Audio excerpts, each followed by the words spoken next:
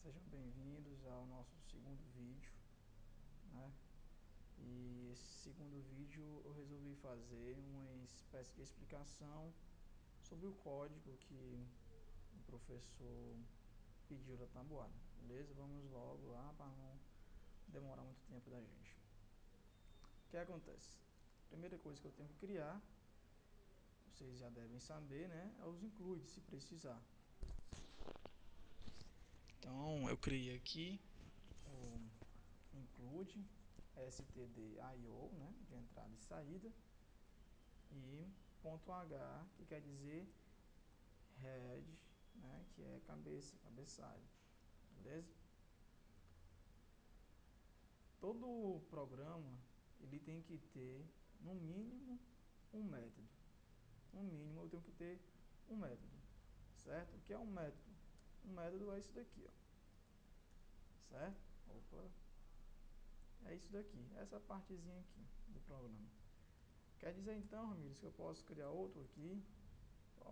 Posso criar outro aqui qualquer, certo? Com nome qualquer, eu posso criar outro método aqui, né? Outra função, coisa do tipo, certo? Então, pode ter vários disso daqui, né? Então, ele tem que ter no mínimo um, que no caso nosso é esse daqui. E, pelo menos um, tem que ser chamado de main, certo? Método principal, quer dizer principal. Então, é importante que isso fique claro para vocês. Esse void aqui quer dizer que um método não retorna a nada, certo? Ou seja, aqui dentro não tem nada. Com o tempo vocês vão entender um pouco melhor isso aqui, quando começar a criar função, certo?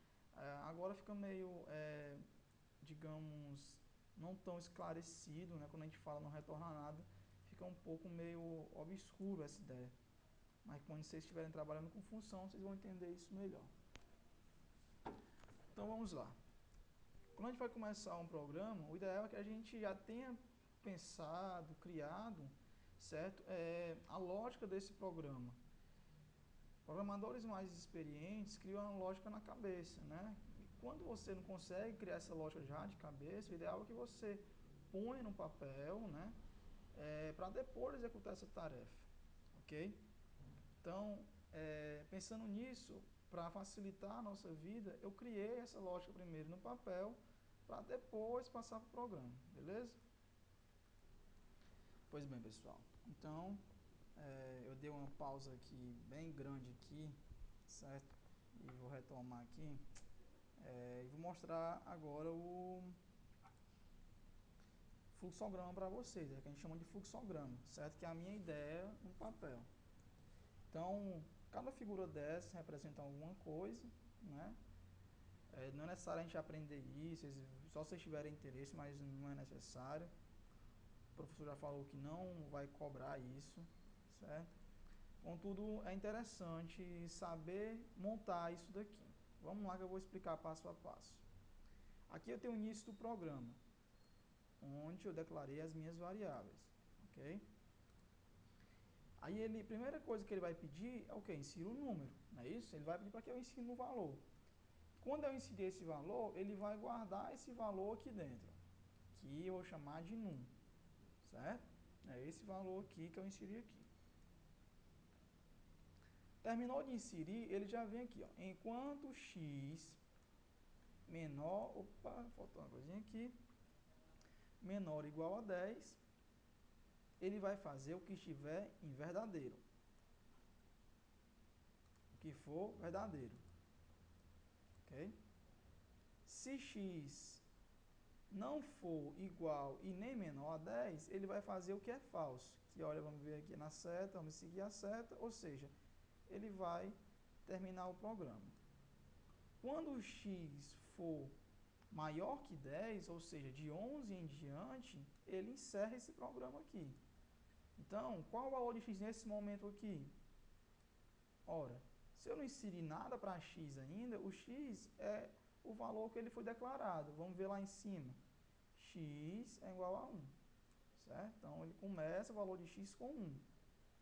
Então, se x é menor do que 10, né, menor ou igual a 10, ele vai entrar aqui dentro, para essa condição verdadeira. É verdade, então ele vai entrar para cá. O que é que ele vai verificar? Se OP, que é o operador, menor que 1, ou OP menor que 4, ou seja, o que eu estou falando aqui? Eu quero saber se o operador está em um intervalo entre 1 e 4, certo? Ou seja, isso aqui tem que ser 1, 2, 3 ou 4. Okay? Ele tem que ser um desses valores aqui. Então, se ele não for nenhum desses valores aqui, né, que eu estou falando aqui, condição verdadeira, o que ele vai pedir para fazer? Escolha uma operação. Se a condição não for verdadeira, for uma condição, se essa condição for falsa, espera aí que eu esqueci de colocar o Fzinho aqui.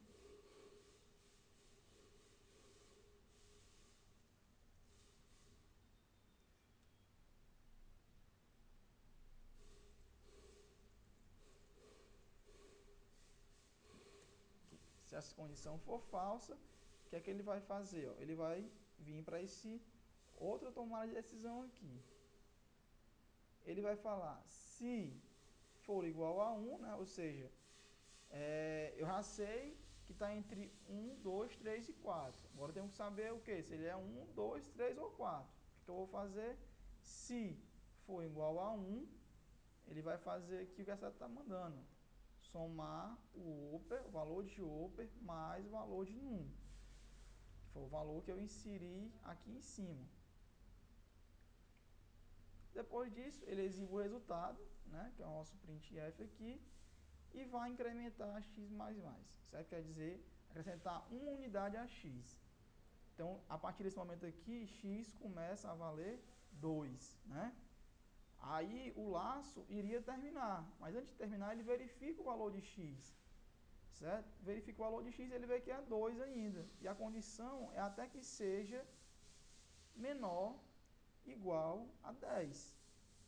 Então, a primeira vez que o laço passou, ele vai exibir isso daqui. Isso aqui é muito rápido, por isso que vocês não veem, né? E às vezes acabam se confundindo. Primeira coisa que ele vai fazer, como é x mais 1, vai ficar 1. Digamos que eu tenha inserido um valor em 1 ali, esse valor aqui, digamos que eu inseri, por exemplo, 10, ok? Então, isso aqui vai ser 1 mais 10, e o resultado é 11. Só que ele só fez essa parte aqui, ok? Se ele fez só essa parte aqui, aí chegou nesse momento aqui, né, ele exibiu o resultado, esse resultado aqui, no enquanto, é x mais num, que no caso dá 11. Acrescentou uma unidade a x, verificou aqui e viu que é menor do que 10 ainda, o x vale 2. O que ele vai fazer? Ó, ele vai por 2 mais o valor que eu inseri, que é 10, que vai dar 12. Passando por todo esse processo que a gente acabou de ver. Chegando aqui novamente no final, ele acrescenta mais uma unidade a x. E o laço verifica se é menor do que 10. Vê que é 3. E assim vai sempre acrescentando um valor. Então, a impressão que dá é que ele faz tudo de uma vez só. Mas não, ele faz um de cada vez, só que muito rápido. Essa verificação é muito rápida. Então você não consegue ver, mas é isso que acontece. Ok? Vamos montar agora isso daqui, depois que está montado você vai ver. Aí você pode perguntar, mas Ramires, e o resto dos valores? Se for igual a 2, igual a 3, igual a 4? Aqui eu coloquei só igual a 1, porque senão ia ficar muito grande. Mas a gente repete essa mesma estrutura nos demais, para igual a 1, para igual a 2, igual a 3, igual a 4. A gente vai mudar o quê? O operador. Mais, né? Quando for subtração, coloca o menos. Multiplicação vai, o asterisco. Divisão, coloca a barra, né? Então a gente vai mudar isso daí, ok? Vamos lá fazer isso daqui no meu código, tranquilo? Vou pegar o code block e vamos começar a fazer. Qual é a mesma primeira coisa? Verifica lá, ó, início, né? Declarar as variáveis. O meu início é isso daqui, ó, né? Começa até a aspas aqui é meu início. Então, iniciei e vou declarar as variáveis, ó. X, open, num. Então, declarar int, desculpa pela maiúscula aqui, int, certo? Igual a x, né? Eu já declarei a variável e a gente chama isso aqui de inicializei a variável, né? Que é o que dá, atribuir um valor a ela. E também vou fazer isso com o open, certo? O open eu vou igualar a zero. Por que igualar a zero? Para que ele entre nessa condição aqui logo de primeira, para ele me perguntar qual é o meu número. Porque se open for menor do que 1, ele já entra aqui dentro. Então, eu vou dizer, certo, que open é menor do que 1, assim ele vai entrar aqui dentro. Eu tanto posso colocar o 0, que é menor do que 1, como poderia colocar um 5 lá também, que é maior do que 4. O importante é que a condição entre lá inicialmente, né? Eu vou colocar 0 aqui, certo? Se eu deixar sem nada, Ramires, vai funcionar? Vai. Eu aconselho só deixar por questão de organização, para que você consiga visualizar o valor da variável naquele exato momento, certo? Mas pode deixar também. Vou declarar uma variável tipo float, para mostrar os números que vão ser quebrados na divisão, né? Então vamos lá. Pronto, declarei as minhas variáveis que estão aqui em cima. Terminei isso aqui, ele pede o quê? Uma mensagem, insira um número. Então eu vou lá digitar uma mensagem aqui. Printf, né? Insira tá aqui o número. Pronto, mesmo. Vou colocar do jeito que está lá mesmo. Insira um número. Ok? Quando vou dar aqui vírgula, não preciso, me desculpe, insira um número, ponto e vírgula no final. Tranquilo? Se eu estou imprimindo e estou pedindo para ele inserir um número, lógico que ele vai digitar alguma coisa. Eu vou ter que escanear isso que ele está digitando. Vou colocar scanf. O que é o scanf? Ele vai escanear esse valor digitado, certo? E vai alocar em algum canto para mim, que é justamente isso daqui, ó. Ele aloca dentro disso daqui para mim, ó, o valor que eu digitar lá. Se eu digitar 10, ele vai alocar e deixar guardado, para quando eu precisar, eu verificar esse valor. Esse negócio aqui, Ctrl Z. Então vamos lá, scanf. Como é que funciona a expressão scanf? Eu tenho que colocar entre as aspas qual é o tipo da minha variável, certo?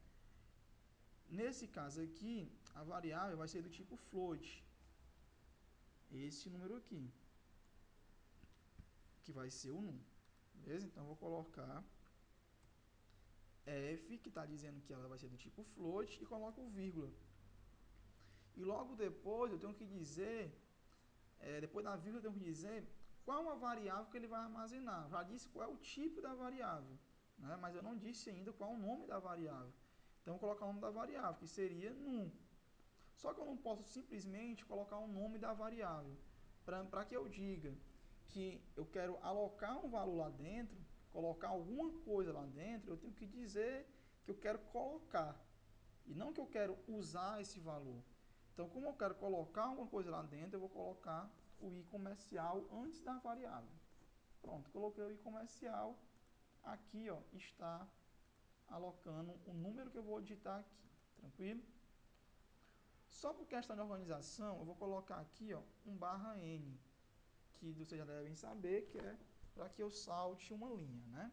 Então, saltei uma linha aí, vou inserir um número, vou escanear, ok? Dá um enter aqui.